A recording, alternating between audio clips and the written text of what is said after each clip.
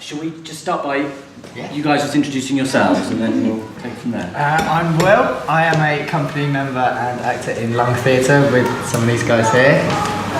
Hello. Hello.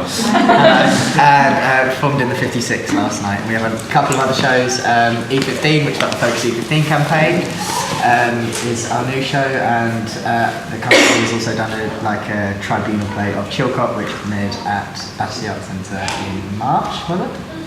Yeah. May.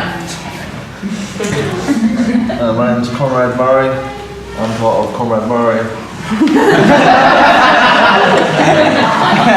I'm doing a solo show about Conrad Murray. I'm also part of the BAC Beatbox Academy, and we've been bringing beatboxing to sunny Darlington. I'm Rhiannon Armstrong. I describe myself as a performance artist because I think that's what lets me get away with the most. And as a performance artist, all the works I make come under a lifelong series title that I gave to myself 10 years ago called Instructions for Empathetic Living. And so I try and use empathy as a subject and a medium. And here I've had this project, the International Archive of Things Left Unsaid, which is a digital project now. And I've done this piece yesterday where I was helping people in the street. And then later I'll be doing a piece called Public Self-Care System. And it's all stuff around intervening in people's everyday lives. That probably is enough. Hi, I'm Joe. I'm the writer and performer in Labels, which was on here yesterday, and I'm one of the artistic directors of Worklight Theatre, who made Labels and have made two other shows before that and are developing some new work at the moment. So we're touring Labels and whilst we make the new projects. My name is Sherston Luckins. I'm a poet, performer, and maker of spoken word theatre.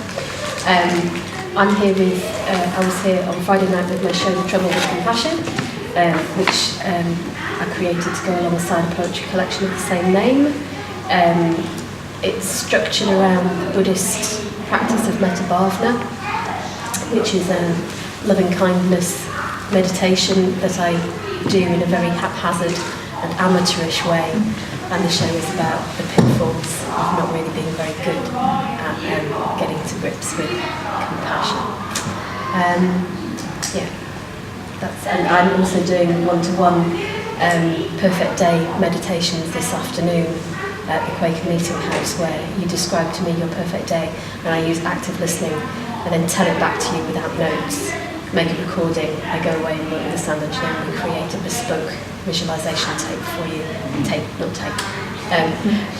which I send to you that you can then use for your meditation purposes. I think we probably all need those. Thank you very much. Let's wait in the background. We've got some storytelling going on, which is all very exciting. But I think I'm also aware that the event is being filmed for Jabberwocky Market. So it's probably just a note to everybody to try to make sure that you speak up when you're making a contribution, so that everybody else can hear. So I think this idea of this kind of title, Truth and Compassion, shouldn't be a straitjacket to our conversation, but more a way of starting to think about the programme of this festival. And I thought maybe it would be a useful place to start would be for Caroline Pearce, who's the producer of Jabberwocky Market, just to talk a little bit about this programme and where this sort of title came from. Okay, can I first of all say I'm really sorry that the Story Cafe is so loud. I didn't realise the flowers were going to be, so now they've got to speak over inflatable flowers. But hopefully we can zone them out a little bit. So most of you know, but basically the background is that we programme the Jabberwocky Market Festival in partnership with a number of partners around the country, and so there's lots and lots of thinking that goes into the kind of core programme, like the original shows, and then we as regional producers then have a remit to programme around those, and for me, I look at that and I always look for a theme to kind of try to tie together something that seems coherent or like a programmed event. And for me, when Rhiannon's piece was in, and Lung's verbatim piece, and then Conrad's piece, and the more I found, it just felt like there was lots of, well, for me, the words truth and compassion came at that point, and looking to see what we could fit around that to make an interesting programme.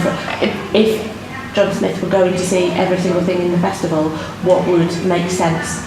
And I was having conversations with Kirsten about the trouble with compassion at the same time, and that really felt like there was a fit there, and especially because we're on season 7 of Jabberwocky Market, and I've got a real, I feel like I have a sense of what our audience is and what our audience can become, and they always want to know what the funny show is, and it just felt like there were so many things going on in the world, and people were having to deal with things that they had been able to avoid before, and to really go with kind of, okay, now we're gonna try some one-to-ones, because that feels like a really different thing, and we're really going to push this so that if people want to engage in the whole programme, that there is something to do, that it will help people to understand the world better, and to look at it in lots of different ways. And if one show is going to open a window, that actually there's a programme of other work to really help people do that. And then there was a bit of thinking about going, right, okay, now how do we answer that question of where's the funny show, and making sure that there was some light moments and some music, and the order of those things felt like then quite a responsibility, but and that's how I come to the title of the panel discussion. I think it's a really exciting thing to have a lot of people in a space that will never be there again, and so yeah, that thing about going, right, we're all in this room, we'll never all be in this room at this moment again, and let's have this conversation, and we just do it for an hour. So yeah, it's hopefully we'll get to a point where everybody wants to have more conversations and more thinking. Thank you.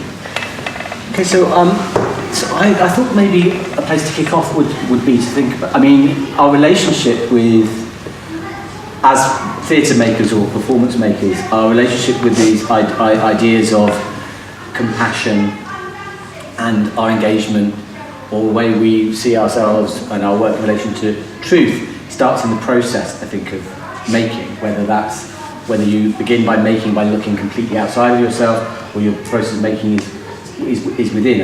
I think it's still relevant. So maybe that might be a place to start, is to talk about your process in relation to those two ideas. Anybody want to kick off? We'll seem keen. Well, go.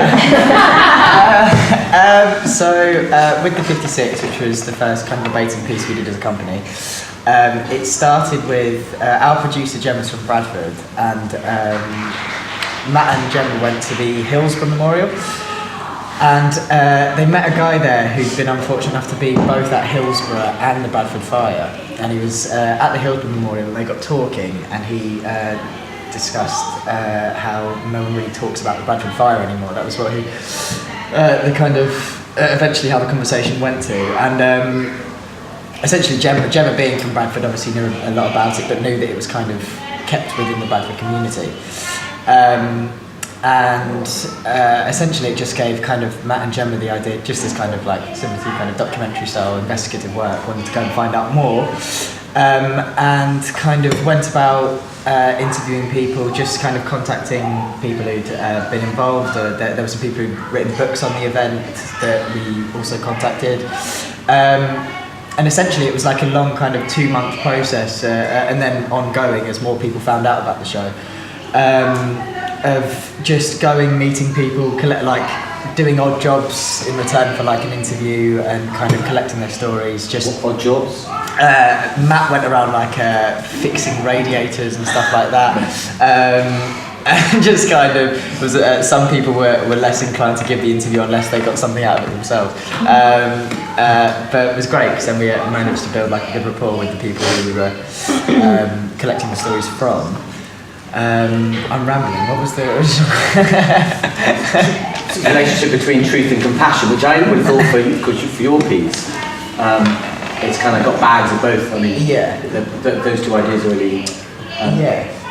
But in terms of, obviously none of it's fictionalised. We've kind of taken it all from the people themselves. But it did take a lot of, I think, particularly at the start, the idea of just some young students coming in to do a show about something that, ex-student, do a show that none of us were born when the event took place, and I think it started as something. When people first heard about it, they were very kind of nervous and very concerned that it might not be done sensitively or stuff like that. So that was it was based on the idea that it has to be sensitive and compassionate from the very start. Hence why it's not a particularly staged show. It's just like a representative set and just kind of talking essentially. We didn't want to kind of sensationalise or dramatise it in any way, because for the nature of our piece, we didn't think it would be appropriate and didn't think it would go down well with them.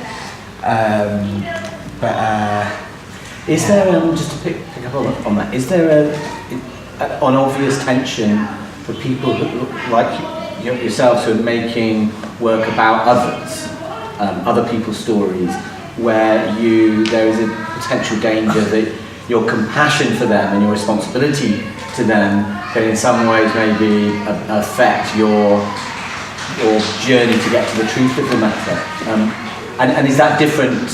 We'll get on to people maybe where the starting point isn't somebody else's story as their own, and obviously maybe they run on the same set of responsibilities to others in that case, but what's your response to that? Well, I think it's still a show, we've done quite a lot of shows, but this is one of the few that, regardless of how many times we do it, it's still absolutely petrifying every single time we do it. Like, regardless of where we go around the country, there will always be a certain number of Bradford fans in the audience, people who are very, very closely related to it, and it's one that we, as performers and kind of artists, we have to be extremely careful. Like the process of actually working out how we were going to put these testimonies on stage took months, and it was a lot of umming and ahhing. We were playing around with like different kind of physical pieces and stuff like this, and we were just trying to work out what kind of hit the boundary between entertaining and sensitive, and trying to work out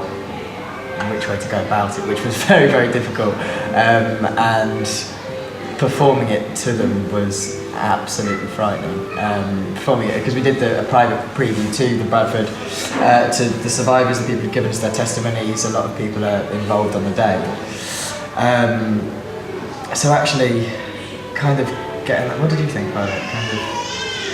Sorry, I've just lost you a bit. What's your question? About like truth and compassion, kind of finding. Was it nerve-wracking? Responsibility. Oh, yeah. I think your huge responsibility. Yeah, I think your responsibility as a performer and a maker of work like this is that it should always be in service of the words and of the stories. So, like Will said, it's a balancing act between making the show engaging so that the story comes through, and not kind of gilding the lily, for want of a better phrase, in terms of allowing the truth and the meaning of the story to come through without any kind of snazzy stage effects. Like, we don't really want this to be London Road. I'm not dissing London Road, it's great, but it just wouldn't really feel appropriate for this show to have that kind of level of theatricality to it. I think it's important that the stories are allowed to kind of permeate in their own way.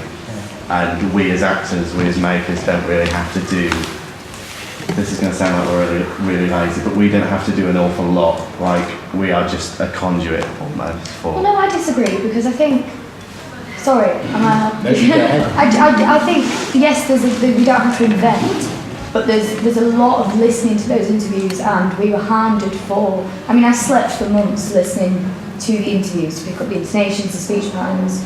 So although there's not a lot of inventing that we have to do, the responsibility to tell that story as they did, as truthfully as they did, is huge and paramount, and very much different to if I was saying a fictional script. But there's obviously a difference between that and like device, isn't there? Oh, of course, yeah. But how many characters are represented in the piece? So there are 3 voices really that are taken from Will's character, my character, and Danny's as well. They're kind of taken from 3 very distinct people whose testimonies form the bulk of each of our narratives. But then, because I think over 70 people have now contributed to the project, and there is hours and hours of material, reams and reams of interviews, those narratives have fed in to the wider picture as well. What was Will's character May at the start described his life in Bradford.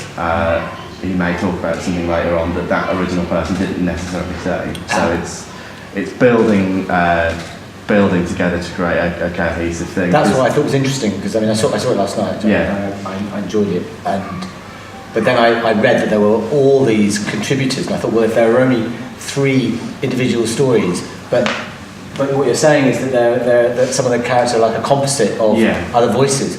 Well, that's interesting in relation to truth, isn't it? Yes. Because are we being slightly kind of hoodwinked there by thinking we're just seeing and identifying with one person, but actually they're an amalgamation of voices? Is that an issue for you? I think hoodwinked is perhaps a bit strong, because at no point do we say this is the voice of one person. That's that's what you infer. But I think a big part of the reason that we did that was because in doing the interviews, you have to be respectful of what these people want. And a big thing that came out of when we were doing them initially was people saying, I don't want to be identified as me. I mean, some people were happy to be identified, but I don't think... And the community was very clear that they wanted to speak as a community as well, and it was Bradford's shared story. And although I'm telling you my perspective on it, thousands of us were there that day, and it's our event, and we share that. And they were very clear on being a city and a company, and very cohesive as fans. So we thought the more voices we can get in there, the better, and the richer the testimonies will be. But primarily they're based on these 3 figures. It's really interesting that I like this idea of speaking with one voice as a community. When we did the show in Bradford, there were we could see people in the audience picking out bits that they'd said. So we could see people on the front row, like when Daddy said I'd been the guy before, opening line, the person whose testimony sat from turned to his carer and was like, that's me. And we could see throughout the audience people picking out bits of text that they'd spoken, which was very interesting. Danny, was your character, I remember you saying in Medway, you said that your character was actually a male? Yeah. How did that feel playing a different, playing, being a woman and playing a male character's perspective of how it happened? Well, it was odd when I met him, because I think he expected a bloke. But he's an absolute hero. He passed away recently, which is really sad, but he got to see the show before he did, which is great, and he loved it. But for me playing him, Matt was very keen to be, you cannot play Matt on stage. And there were a lot of women who were interviewed as well, and they needed to have a voice, and we thought it was important that a woman was represented, because women went to football in the 80s, So it was very important that there was a woman on stage and a woman was present. And I took the majority of the other females that were interviewed that were fed into my testimony. So my main book was based on Dave's story, because we thought, it's such an incredible story, there's no way that we can't tell that. And he was so fine with it, and I kind of said, look, I am watching your mannerisms, and I am kind of taking in as much as I can, but I am also female. So it's going to be it's a different representation, I think, to you guys. And you guys got a lot closer, I'd say, to your people, because, there were loads of you always took about for dinners and swanky dinners. So there was a difficult barrier, but then I got also to listen to a lot of the women, and I don't know if that answered the question. Yeah, so that's how you felt the compassion and the truth came through. Yeah. Wasn't it the story of a hero anyway? It wasn't the story of a man and woman, was it really? Yeah. It wasn't particularly. That was a massive. That was a note all the time. Just think of the heroism and think of the view and that yada yada yada. And I think that the gender didn't really come into it because I kind of connected to it instantly, just because he's a hero, he's an absolute gem. I kind of want to poke on the word truth though, because this was just in my head, which was about truth. That truth is lived, not spoken. And I think what's interesting about all the pieces in this collection are that there's something going on about whose story is being spoken, by who, and what does that do?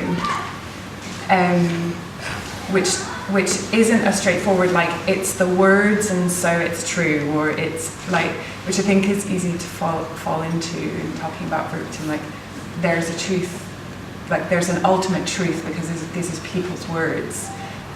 But like you just got to, like Conrad just pointed out, it's not the story of a man or a woman, it's the story of a hero. So that's something, that's a decision, that's a choice, that's a story being told. What about Conrad? I mean, both you and Joe, but you know, yours is a very autobiographical piece, where you're referencing a number of other people that you've kind of encountered in your life. What about you? Did you feel that there was a sort of did you feel compassion for those that who were weaving into that tale? But did you feel a responsibility around a truth in terms of taking their stories or speaking their words? I just felt like they were my stories because they were part of my life.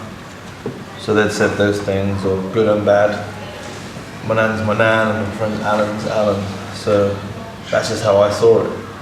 So it's always, and again, it's how I see the world as part of the piece. Is, you know, it's how you see things. It's not good or bad. That's how I recorded it. So Alan might see it and think, what? I wasn't like that. Has he seen it?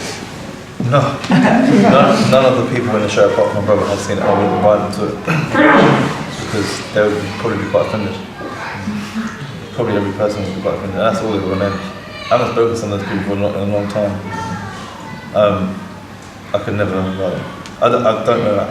I've occasionally delved into thinking what would happen if they saw it, but I don't think about that much. There's no point going through that. Particularly when you're performing it. Oh yeah. But I don't feel, you know, my granddad spoke about the strikes. Anthony called me a Packy. Dawn, you know, she kissed me in the tree. There's all those stories. So I don't feel these things really happen. So people might, the only beef they might have is, why are you telling this? But it's like, because it happens to be my story. And I'd say I'm very interested in oral history. A lot of people in my family are illiterate, but also a lot of people in council estates or particular, you know, in the care system don't tell their stories. They're told by other people. They tell them for us. Part of my quest was, I always wanted other people to tell their stories, and now I'm a teacher and I direct at BAC Youth Theatre and stuff, and I direct the People's Academy. I'd always say to other people, tell your story. You know, I want to hear those stories. I don't want to hear, you want to own your narrative, let's control it, let's not, I don't want to watch theatre and TV and be demonised or romanticised, you know, because sometimes we do wrong things. I made a piece before and they said that, you know, I played the character up and it was like, this is not a fucking character, it's real. We do bad things, we do good things. But if someone else writes about someone from my background or someone similar, they have to be the hero or the villain. It's not kind of, yo, maybe I did steal loads of shit, maybe I did do loads of wrong things, but there's a reason behind that, and it's, if you see that as good or bad, it's up to you. I don't know, I can't.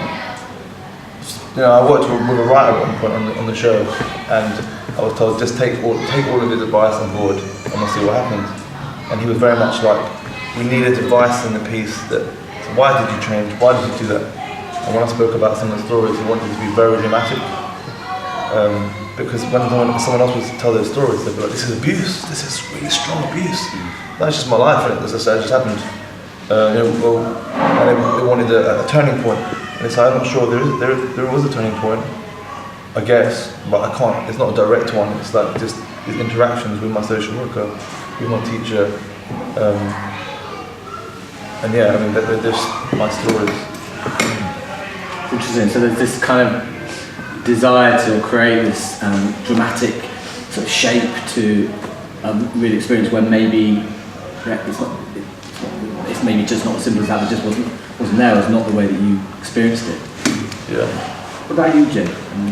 Yeah, that's fascinating listening to that process, because there's quite a lot of differences, I think. I mean, I always felt like because my parents are in it so much, and whilst I feel fine just talking about my own stuff, I feel like for me, perhaps because I'm very close to them, like putting their stories on stage, I felt very nervous about that, and it was something that me and Katerina, as we were going through the text and putting it on its feet and everything, were really, I was in discussion with my parents a lot, and we did several showings to either one or both of them to make sure that they were happy with what was in there, and we weren't sort of treating any of their stories with disrespect or anything like that. That just felt important to us, and I think also it's interesting again, you sort of talk about perhaps not worrying so much about plot devices or story devices and vehicles, and just sort of presenting the truth, because we really worked hard to try and get, I think, because there was more things that weren't personal stories, things like the drowning crisis last year, which is still going on, and things like right-wing speeches from before I was born, and lots of stuff that isn't my life, but that is linked to that narrative. I think it was important for us to pay attention to the sort of plot devices and the story devices within the whole piece for it to work, because there's more than just your own stuff on there. So for the balance to work, we sort of needed to do that within that process, I think. Yeah. I didn't see your show, I was hungover, so could you have told those stories that are in your show in your front room to your parents previously? Well, it was something that those stories, I think, were in, particularly with me and my mum, we talked about quite a lot, just in our lives. But my dad hadn't ever spoken about some of those things as openly or at all until I kind of probed him a bit more. There was sort of one evening in particular that I remember where I sort of sat them both down, and we worked our way through a bottle of wine, and I just put my phone on record, and we just talked for ages, and there was loads of stuff that came out of that, and Dad really opened up for perhaps the first time in his life about some of those things, and some of that pain that had been there, from childhood and stuff, about anything from names that had been called to actual fights to the way that his family dealt with certain things, and but also with what I said earlier about treating those stories with respect. There were some stories that didn't go in, there were some comments that didn't go in, and some family history that I just think, partly for my own sort of ethical reasons for not putting it in, but also because, again, thinking about how we paid attention to that story, there were some elements of truth that just wouldn't work within that. It would be a different show. So I think the difference is I wouldn't have any of these discussions with my parents, or any of the people in it, but particularly my parents. Partly it is about knowing me that I'm disrespecting the culture of my family. Right. To keep things in, don't tell no one. Yeah. They're meddling, don't tell anyone any of this stuff. Yeah. Probably that is the problem. It's a different circumstance probably to the story, but it's all about don't tell no one, don't tell no one. That's really interesting. So it's more like, I'm saying this because no one's really saying it. Yeah. I want to sell on TV, it's absolutely bollocks. And I suppose, sorry, just one more thing, which is that, I'm perhaps quite privileged in the sense that it's encouraged to talk about that. My parents really wanted me to make this story and tell it. So there was that sense of I was enabled. Do you know what I mean? So that's interesting. Rhiannon? Sorry, Rhiannon? I just was thinking about with their shows, because I've seen both, that in Conrad, in your show, you tell it, like you just said it, you tell it from you, this happened, and in your show you perform your parents, like a jacket, the voice, everything. And that feels kind of important, that you have permission to tell it in the first place, so then you take the next step of embodying. And for Conrad, it seems really important that just you get to tell it from your. How did your parents react when they came to see it? Have they seen the show yet? They have, 7 times. Oh wow! I'm surprised they're not sick of it yet. I was really terrified when I think we both were nervous, weren't we? Yeah, the first time that they both saw it. But luckily they really liked it. Kirsten, so what about your piece and your process? What would you like to contribute? Well, I haven't got anybody's permission to ask particularly. It's all my stories. Maybe not even so much stories. I think probably as a poet, in this show particularly, I'm less driven by the need to tell either my whole story or somebody else's story. What they are, the poems that form the basis of the structure of the show are really moments in which I've had the opportunity to look at my behaviour and look at the feelings that perhaps I haven't expressed or I've hidden, and kind of really just have a little peruse of what I've been doing at that moment, so there's less kind of narrative arc and more moments where my nature, my failings quite often have been shown to me, or I've been meditating on that and then written about it, and other people come in, but I'm not really appropriating whole stories from them either. There's in the collection, I left out a poem from the collection, and it was possibly going to be in the show, and that was on the request of my friend, because it was about her. It was about a particular weekend that we'd spent together in a particular time in her life. And although I didn't sort of name check, when she read it, she said, no, anybody who knows both of us know that is me, and you do not have my permission to tell that story. So a kerfuffle ensued, but it was I took it out because she wasn't happy with that, and that was the first time that had happened to me as a writer, because I feel like classically poets tremendously up their own arse, and I've been talking about my own stuff forever and ever and ever, and I've been wanting to reach out, and I've been wanting to tell other stories. So that was the first time where I tried to do it, and it's fired off at some point. Did you feel censored? Yeah, I did actually. Yeah. I did. And if I hadn't loved her so much, if it had been somebody else, I might have told them to sling their hook, because I felt very possessive about the poem. It is a good poem, and it's been squashed. And I did. I felt censored, and that was an interesting tension between having compassion for her and acknowledging the truth of what she was saying. She was right, and then what responsibility you have to the truth of your, because the poem, although it was about her situation, obviously as a poet I tried to then universalise. I tried to kind of take it out to the biggest, and my intention was not simply to tell about her, but to extract out what lesson I thought I might have learned from that whole time. So yeah, I did feel a little bit censored. Do you read your poems out on stage? Do you perform them? I perform them. I mean, maybe like you said, I have a poem to read now about being my friend, so I can't read this one. I like that. Contraband. If you're around your house, have a couple of wines. Behind the clock on the mantelpiece, it's coming out. I do feel like, really, with this show, in a way, the things that I'm doing within the show is actually probably an act of self-compassion, the whole thing. There's a bit towards the end where I have gone out and I've spoken to people about compassion and kindness, and I asked them, what's the kindest thing that you've ever done or had done for you? But I have completely taken those and turned them into instructions, like little instructions for me, so that they become surreal. They're taken away from the context of the person and the person's story.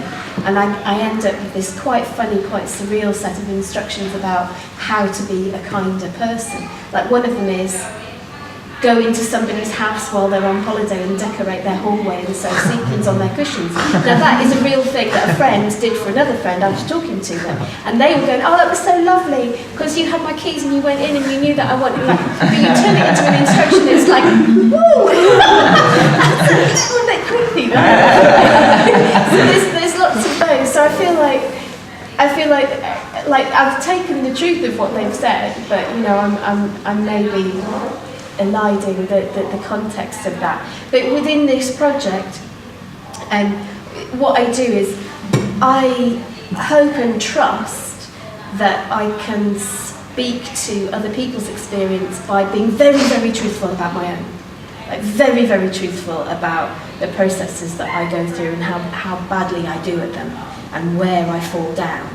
And I trust that by talking about myself very truthfully, somebody out there listening will go, oh yeah, yeah, I do that too. And that does happen, and people come and speak to me afterwards. And then I don't feel like I have a responsibility to anybody else's story in that sense. And then the perfect day, one-to-one meditation thing that comes along with it, that is about my compassion practice. And that was the way of me trying to bring into my creative process a sense of compassion and empathy. And I don't share those stories on at all. It's almost hermetically sealed, that part of it. And yet I feel that it's an important thing to run in parallel to what I'm doing in the public facing side of the project.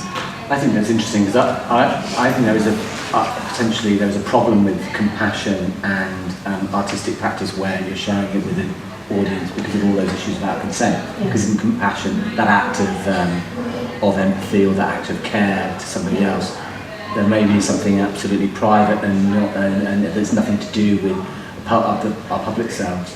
I would just quickly say this because it's quite interesting in relation to the conversation so far. I made a piece. In fact, one of our audience members was acted in the most latest iteration of a piece called In the Middle of the West, which is about Oklahoma City bombing. And I interviewed a journalist who covered the bombing on the day. She was the main anchor for the Oklahoma City, broadcaster. And she, when I initially interviewed her, we went through, it was a really long interview, a Skype interview on this occasion. And she said at one point, she said, look, Steve, she said, because I was pushing around NRA and Trump and all these sort of things. And she just said, look, okay, she said, look, she said, it's a small town, Oklahoma City. She said, but listen, I can tell you what I really think, but you can't put it in your play, okay? You just can't put it in your play, I'll tell you. I said, okay. So she told me. I thought, I've got to put that in the play. So it was really interesting because subsequent, so literally whilst we were making the second version for production, I got her back. And I wanted more of a narrator figure, so I got her back and contrived an interview to try to elicit from her what I needed theatrically her to do in the show, which was difficult for a broadcast journalist because she wasn't very familiar with theatrical kind of convention. She wasn't doing what I wanted her to do, but I said, listen, there are these things you said, can I now say them? And she said, what did I say? She said, oh, that doesn't sound very controversial. No, go ahead. So I had her in the play going, right, I'll tell you what I really think, but you can't put it in your play. And then I was watching the audience to see what they thought. Unethical bastard. She said, don't put it in the play, he's done it. Anyway, it's a really interesting kind of sort of meta-theatrical moment. Rihanna, would you like to tell us a bit about your process in relation to truth and compassion? Well, I was just thinking about consequences and censoring, and I was thinking about the International Archive of Things Left Unsaid and how the testimonies in there are all testimonies from members of the public of things that they have wanted to say on a specific occasion, and they wanted to say something to someone but didn't, so they self-censored. Presumably because of fear of consequences, and then the piece invites them to sort of uncensor and write those things down, and then I record them as kind of mini monologues, and then you, as an audience, you hear one at a time of these, and there is no context, and anonymity is guaranteed. So I guess I was wondering, I don't know, I was just thinking about the context of Oklahoma and the small town and Bradford and the community and people needing a specific message and people you putting interpretation on your parents' stories, and how in a way with the archive, it kind of like doggedly like strips away any of that. And I think I have decided, but I don't know if it's true, that means that ethically I'm cool. Because it's anonymity is guaranteed. Once you put it in, that's it. No one could possibly know. You had control over what words were written down. You knew what it was going to be for. You can, I say that you can at any time retract your testimony, but in order to do that, you're going to have to identify to me which one it was and get in touch with me, and then you're not anonymous anymore. Yeah, I don't know. So yeah, I was just thinking that about the censoring, and for that piece, you know, it's very much, of course, it's about me because there's a reason I made that piece, but it's not about me; it's about everyone else. And then this public self-care system, which I'm doing this afternoon. I think we're both going to be sort of giving people meditations actually today. That's kind of what we're doing. That comes very directly from my own personal experience and my autobiography, and I think that's probably the first time I've made anything that comes directly from that. But I'm still trying to get away from telling my own story. So it comes from me having chronic migraine and having to sometimes suddenly lie down in the street and like basically pass out for 20 minutes to recover before I can carry on with my day. And the piece is, well, I have to do this. I've had to learn to do it the hard way. Why don't you come with me and I'll be your tandem lying down instructor, and we're going to go together, and I will talk you through it, and it'll be safe and it'll be relaxing as lying on the ground in the public space can be. And then from then on you'll know how to do it. So when you get sick, because everyone will, when you can't go on anymore, and there's the environment around you is so hostile that you can't sort of move, you'll know how to do it. But none of those words are really in there. It's all just like, take a deep breath. Are you okay? I'm sort of like slightly rambling, but I think there's something about this, about truth and compassion, where I try and always make something that is compassionate towards the audience member, I guess. So I'm always trying to think, what do they need? What do they want? How can I, as an artist, connect with them in their everyday life when they're just trying to not be going to art right now? And what might be the barriers and stuff like that, and how can we have a connection there? And like, in the context of the archive, I think that's about using other people's intense emotional stories so that I, as an audience member, can have some space to connect to my own emotional story. And then in public self-care system, I don't know yet what that is because it's new, but I'll have some clever words to say next year about that. I think it's interesting, this idea of the compassion being an ingredient related to the artist's relationship with the audience, because I think it's long been the sort of tradition that actually relationship with the audience there should be some tension there, and maybe it's about challenging the audience and making them think differently or feel differently.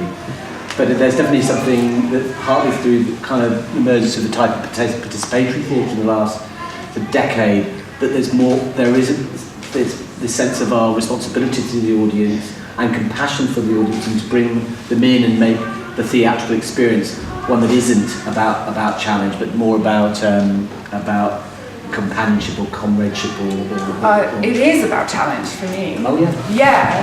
It's just about getting to the place where people can do something challenging for themselves gently. There's a difference between challenge and confrontation. Yes, I think so. Like I like to think of my pieces being genuinely entertaining, funny, and you could walk out just go, ha ha ha, that was nice. But there's the opportunity in there to think more challenging things about, am I actually ever really kind to myself? Am I ever really compassionate towards other people? Do I think I am? Compassion is challenging sometimes. Yeah. I mean, I think that with we had a performance of Labels in Lichfield the other day, and there was a sort of mini explosion that took place in the Q&A afterwards, where one guy sort of said something that a whole bunch of students deemed to be pretty racist, and we thought it was as well. But like actually, he was talking about business meetings where. In Birmingham, for instance, he sort of said, Asian families will talk to me doing a business deal and then talk in their own language to each other when they don't want me to hear what they're talking about, and then they'll talk back to me in English. And he was like, I find that really, really rude and isolating. And then there were sort of 50 uni students in, and they were like, you're an old white man, like you're the most privileged kind of group that there is, and if that's the biggest sense of oppression you feel, then that's not, then you're alright, really, and that was, but like that doesn't make either party right or wrong, but they both really felt that, and that was their, both their lived experience to kind of take it from that point of view. Why I think compassion is challenging sometimes is that whatever that guy thought, he'd still paid that ticket to take a chance on the show like Labels, and still sat there and watched it, and then stayed for the Q&A as well, and felt that he could say that thing in a room full of people where he knew probably that he would get challenged by that. And yet, and the reason I think compassion is challenging is that like I think if you can in a story bring someone in and make them walk for an hour in your shoes, and feel your pain or your highs and lows and all of that, then they have empathised with you, and that might be challenging if if that can confront your own prejudices, I think, anyway. I think it's a really interesting thing. I don't know if anyone's written about this, but I mean, when my early kind of training or experience of theatre making, the very much the fashion was to provoke and confront the audience, because there was a sense, there was a sort of political malaise, and nobody was motivated. If you wanted to go and change the world, theatre was a place where you actually grabbed the audience by the scruff of the neck and said, look at this awful thing. I worked at the Royal Court in the late 1990s during the kind of Sarah Kane sort of era, and again, the shock and awe of trying to wake the society up. But I do get this idea of, by winning an audience and trying to transport them into another place through theatre, that can make them be more changing and transformative than something confrontational. I don't know whether anybody else, but for me at the moment, I feel like every time I go on Facebook, people are going, look at this, look at this. Right. I don't feel I don't really want anybody else to go, look at this dreadful thing to me anymore. I think these weren't personal, so not look at my personal dreadful thing. Okay. I think this is political. I'm thinking maybe more about political theatre. Look at no, but even politically, my entire timeline is nothing but look at these dead Syrian children. Oh, okay. Sure. It's all that, and it's all dreadful. Right. It's all dreadful. And what I appreciate about a medium where you are actually not over a digital interface, but you're actually in the same room with a bunch of people watching you, is that perhaps you might be in a position not just to say, look at this is awful, but also to say, look at these other things that you might do in small and significant ways that could help change the small bit of world around you. Do you know what I mean? It's like I feel the lack of. I feel powerless when I look at everything that comes through, and I appreciate interventions that are, come and lie down for 20 minutes. I appreciate Facebook that. is not. I was just thinking of theatre and performance as about creating the conditions for listening. Like, Facebook is not a place for listening. And it is an interface, and maybe this is in my head because the Archive of Things Left Unsaid last year I made it from a one-to-one performance into a website, and the whole process of that was about, I cannot make another collection of confessional material that people can consume online. What if I'm putting it online, what the fuck am I doing? Okay, the only way I can do this is if I try and make conditions for where people who are experiencing it are going to really listen. And it feels like the theatre does that. There's some things about it that do it inherently, and then you have to work on it more. But yeah. We haven't got loads of time left, but I'd really like to maybe open it up to everybody else to take any element of this conversation further, or make an observation, ask a question. What's interesting about all the different strands and the different performance styles is it's about connecting a story to other people's stories, whether it's your experience collecting the 56 in Bradford, then you're putting it in front of a different audience, your stories of individual lives lived, but you're still putting them, and it's challenging a dominant narrative that exists, and it's a political act, it's a very, very humbling act, and I think, this is because I'm a proper theatre person, sorry, but it really connects to that Aristotelian idea of catharsis, so it's about emotionally connecting with people on different levels, and that can come through having your story, and actually that story resonates with something that someone else has experienced that they may not have articulated before, and then that gives them words or an image or a feeling of less isolation. And then particularly with theatre, there's a communal state that you see a body in front of you and you experience something that actually does change you mentally. Your brain can rearrange your narratives, and it's interesting that that can change in time, and the way we tell stories and remember, even if our own memories, is a creative act. We retell, and I think that's what's beautiful about having lots of different ways and different very personal stories on stage and experiencing them in different ways. Just an observation. Thank you very much. I was thinking a bit about like clarity. I guess when I watch a show, I think I more and more appreciate a show that is very clear in the sense that I understand if there's a story being told, I understand where it's coming from and who it belongs to, perhaps. And we were just talking the other day with some friends, a couple of us saw a show in Edinburgh which was presented to be true, quite a pretty remarkable story, one of those things like, is it true? But the presentation of it was true, and then we actually met the performer later, and he said that it wasn't true. And which show was that? It's called Vikings. Yeah, it is an extraordinary story. I mean, when you think about it, you're like, why did I believe that? It's basically about a burial, a Viking burial that they gave to a friend. And I guess the people that we were seeing with, like, it resonated because someone recently lost someone, and someone had actually done something similar. Anyway, it was very interesting because actually we felt quite violated. Yeah, did you feel by that? Like, it's not basically that presentation. It seemed to me like very clear that this was someone telling an extraordinary but real story, and that's why I connected with it. And when you realise that it isn't, you feel manipulated. And I think it's all these pieces are different, but I've never felt manipulated by listening to these stories. I felt that they're all very clearly presented, and I understand where they come from. I think that's one of the most important things for me when I'm watching a show.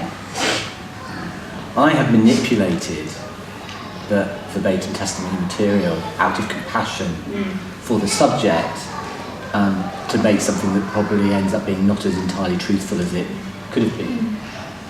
But that's an ethical dilemma that I think documentary makers in all mediums have come across at one point or another. My duty to the collaborator or the subject has led me to maybe not tell the whole truth about what they're saying, because I don't want to expose them to the audience's disapproval. Do you know if this is... I don't know, I'll just say. Right, okay, so you've all kind of talked about like the ethics of like when you've been compassionate to changing someone's story. But if that's the truth and that's what happened, why do you feel this need to be like, or it's an ethical thing to do to change it? Like, who are you doing that for, and why do you think it's important? Who are you changing it?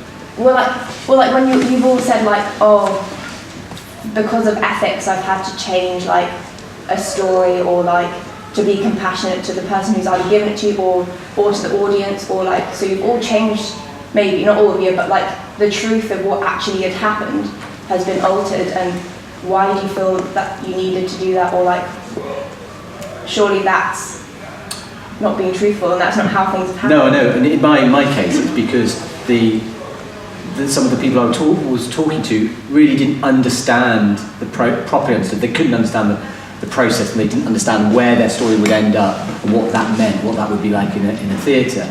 When I'm sat in their front room and they're telling me a story, and then and then they've read the transcript, they still don't necessarily understand in a theatrical context how that's going to sound. I do because I make it and I know I'm more experienced. Isn't there an argument for putting them through that because you're saying they don't understand? How are they going to understand if they never experienced that? If we never experienced the real stories? If they're always starting to manipulate for these people that don't understand anything? I think the thing is I would argue about the verbatim sort of genre. It's all about manipulation and editing anyway, because you're taking, I've got anything between 40 and 180 hours of material that's been, cut down to sort of 60 minutes. The example I was using, it was a very brief one. It was a woman who was her son had only died. He was the youngest serviceman to die in Iraq at the time, and it was like 6 months after his death, and she was still in the throes of grief. And she said she was talking about him, and she said something in a way, and the tone she used when extracted and performed by an actor sounded like she just didn't care about him. It was. Isn't that fascinating? It was fascinating to me, but for I loved him so much. He was a little bastard. I remember when he really fucked me over that time. No. Do you know what I mean? Sometimes people do that. And you think, what? And that's real. But we never get that. We get it lanced off, and then it's like we get the code. The question then is actually ethically whether you take that person to be able to make that interesting point on your behalf, and the question is whether I felt that, and it was a real quandary at the time. I discussed it with actors for ages before making a decision. In the end I changed the way the actor said it so that it didn't make the mother sound uncaring and callous when she didn't intend to be. Presumably that's because the reason your endeavour was not to tell her subjective truth as part of that piece. You were telling a wider a story or a narrative that then that didn't fit your, almost to hear that in a play that's about something else. For the audience, you're like, oh, and you want to know more about that or whatever it is. So you're at the service of that. Editing is at the service of whatever it is that the people making the piece are wanting to communicate or. It was really, it was about honouring what I thought. It was about honouring her, and I thought that she would. Basically, it was about her talking about her finding out about her son's death, and she just did it in a way that. And then there was this, oh my God, and I'm like, and it sounded so light the way that she was talking about it. It had no kind of gravity at all, and then cut out and put on stage in a theatrical reality, not a living room reality.